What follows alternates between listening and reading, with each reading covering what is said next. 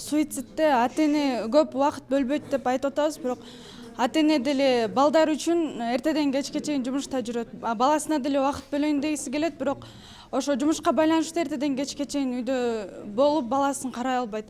Анан досторду дагы айтып атабыз, достор деле мындай күнөөлөбөш керек. Себеби адам өзүн өзү тарбиялаш керек биринчи очередте. Анан жана суицидте кээ бирлер бар, жана сен мага интернет салып бербей койдуң деп ата-энесине таарынып ошо суицидке барып аткан.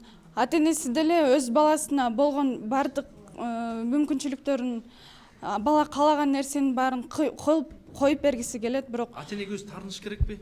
жок, ата-энеге таарынбаш керек. Ата-эне колдон келген бардык нерселердин баарын кылып аткандан кийин ата-энени бактап, ата-эненин айтканын угуп, ата-эненин сөзүнөн чыкпай, ата-эне эч качан балага жамандык нерсе каалабайт. Ошондон Ижагайга таарыныш керекпи?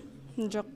Биякта мугалимдерди дагы, ата-энелерди дагы, жана досторду, жана айлана чөйрөнүн баардыгын күнөөлөгөн болбойт. Себеби адам ошо айтып кеткендей эле адам өзүн өзү тарбиялаш керек биринчи очередте.